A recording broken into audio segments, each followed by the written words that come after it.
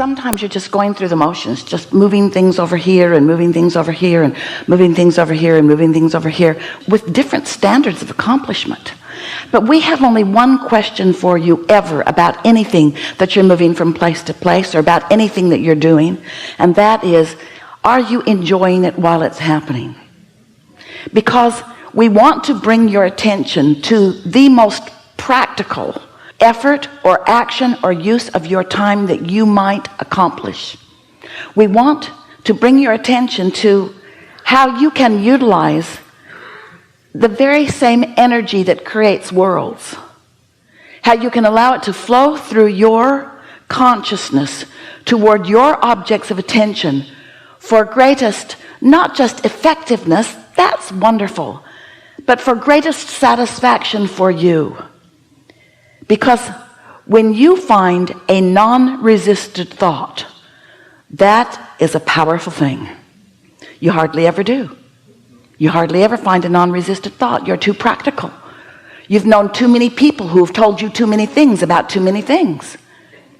You've had too much experience that has shown you how some things work and some things don't work. And it is so interesting how you remember. It is as if you were given a human class that goes like this.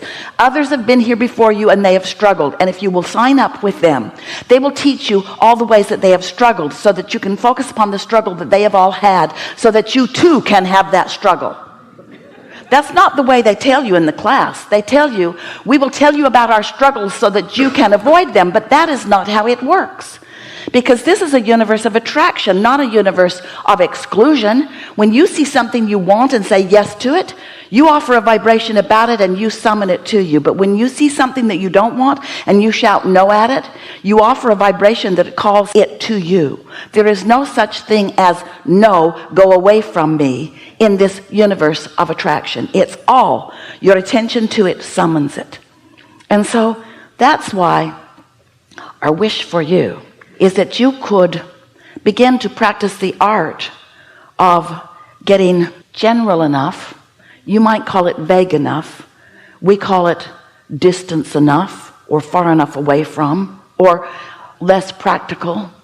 We call it standing back far enough from it that the details that trouble you are out of your view, while the advantages that it could offer you are in your view. Because a distant thought that gives you no negative emotion is a powerful thought that is improving your future experience. But a specific practical thought that has you worried and staying up at night is a thought that doesn't have any advantage to you, but you think it does because you're digging into something.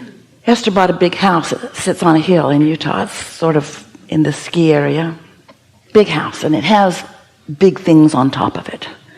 It has a couple of turrets, looks like witches' hats. And it has a couple of bell towers. You're getting the picture. And on either end of it has big smokestacks that are artificial. No smoke, just stacks.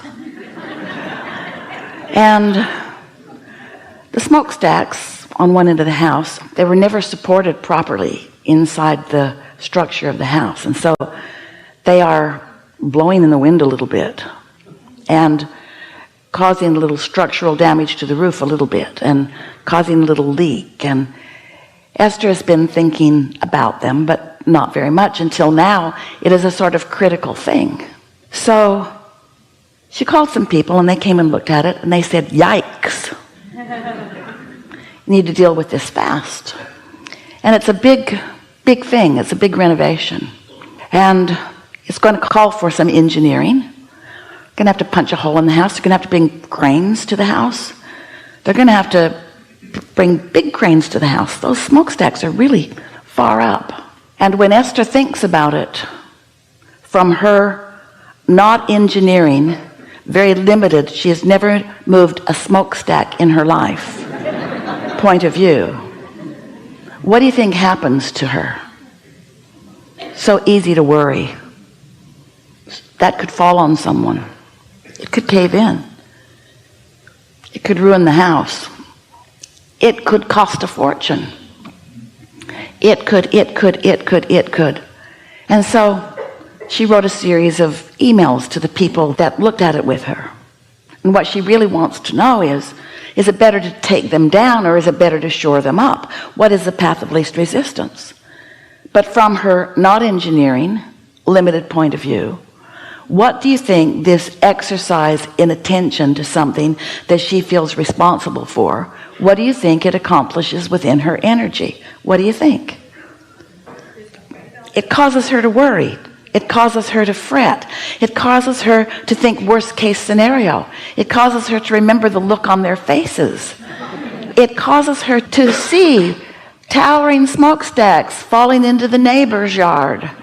In other words, it's so easy to negatively create around something so big, so really, really big, something so big and so scary, and something that we want to say to her, Esther, is not any of your concern. There are people who know what to do. Tell them to do it. So the conversation would go like this. If we were standing in Esther's physical shoes, see those smokestacks? Either take them down or make them stay. Whatever you think is best. I'll be back in 6 months. That's it. And then, if Esther ever thinks of the house, she should think of the house as whole and beautiful and well, not smokestacks falling. You see what we're getting at? Something has made you and Esther believe that it's your job to get in the middle of everything, even things you don't understand. And you know what?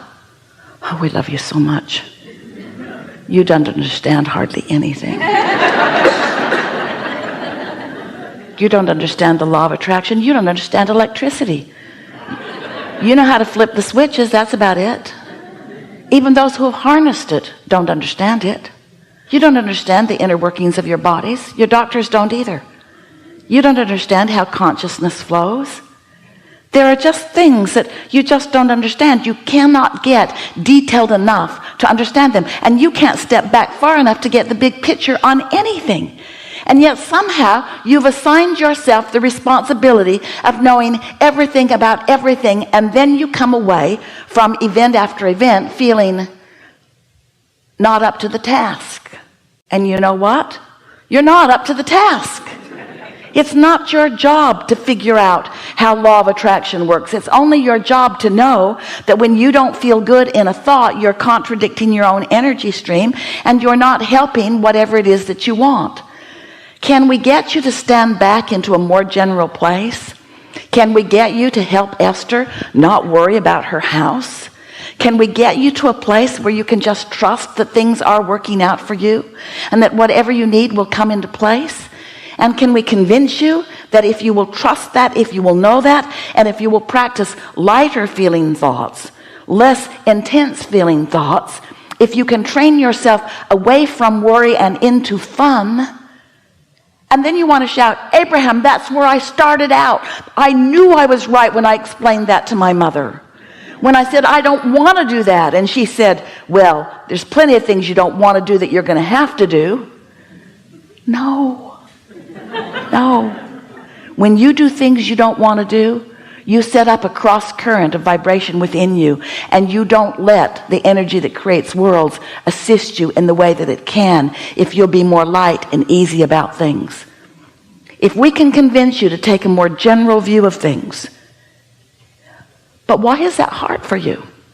Well, we know some of the reasons. Some of the reasons are because you have wanted to excel, and so you've needed to compare yourself to others, and the others seem really busy. So you think you maybe should too. The others are measuring themselves against each other, and so you think you should too.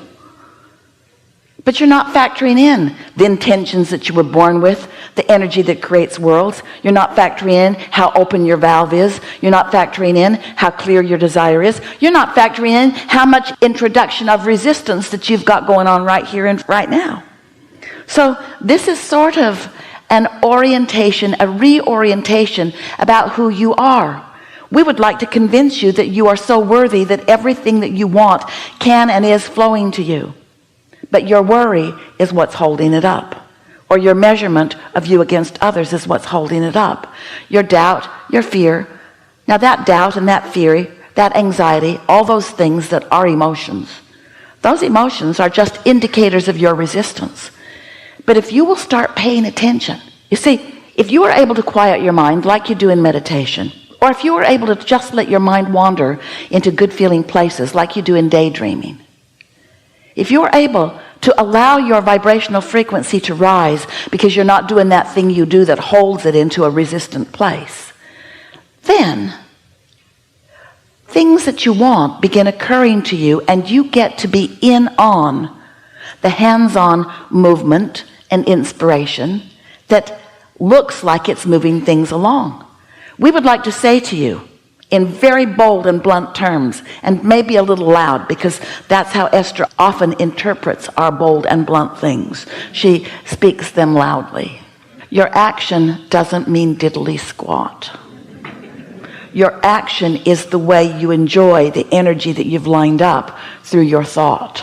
And if we can convince you to do more daydreaming and less working hard at things, if we can show you how to get out ahead of things by letting the energy that creates worlds do all the groundwork so that you just get to follow the pattern and enjoy watching it come together.